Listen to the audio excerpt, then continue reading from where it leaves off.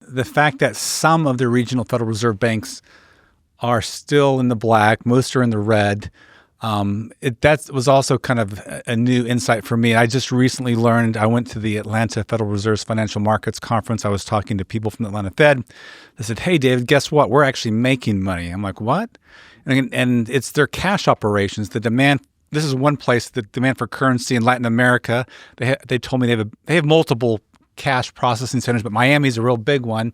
And I understand it's like a fortress. There's been some movies about robbing the Federal Reserve. I don't know if you've seen Den of Thieves, but it's a movie. Haven't seen that one. Okay, it's a recent movie. I think there's a Den of Thieves 2 now. But Den of Thieves, they try to rob. And of course, it's an inside job because the security is so great there. But anyhow, the Atlanta Fed, as you know, it exports a lot of notes to Latin America. Now, you might say, oh, that's drug money.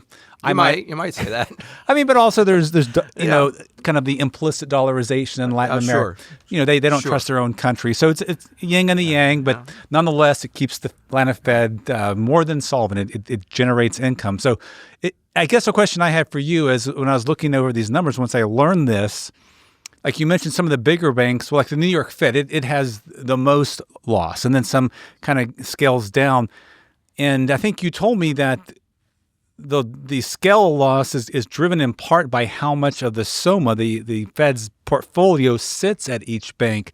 So how do they assign who gets to hold it? I mean, clearly the New York Fed holds the lion's share, but why should San Francisco get some and be burdened with it? Okay, this is a deep and very good question. Okay, and I'm not sure I have it exactly right, but I'll tell you how I think it goes. But first of all, there's some settling up between the interbank accounts that goes on in April. Okay, and what I understand is the Federal Reserve looks at all the Federal Reserve notes issued by all the banks. It looks at the gold certificates that it has from the treasuries, because the Treasury stole the Fed's gold back in 1933 when Roosevelt made it illegal and gave them a bunch of gold certificates. Okay, so the Fed has a certain amount of gold certificates, and they're distributed among the banks.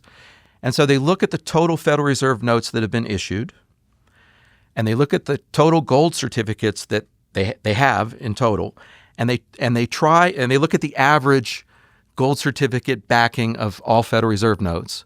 And then they try to true it up so that every one of the 12 reserve banks has that same ratio for the next year. And so they switch around the gold, who owns the gold certificates, and they offset that by changing the SOMA portfolio. So they'll swap some SOMA assets for the gold certificates. And then wherever that ends up, the share of the SOMA assets for the next year, when the New York Fed buys new assets, they get distributed according to whatever that share is.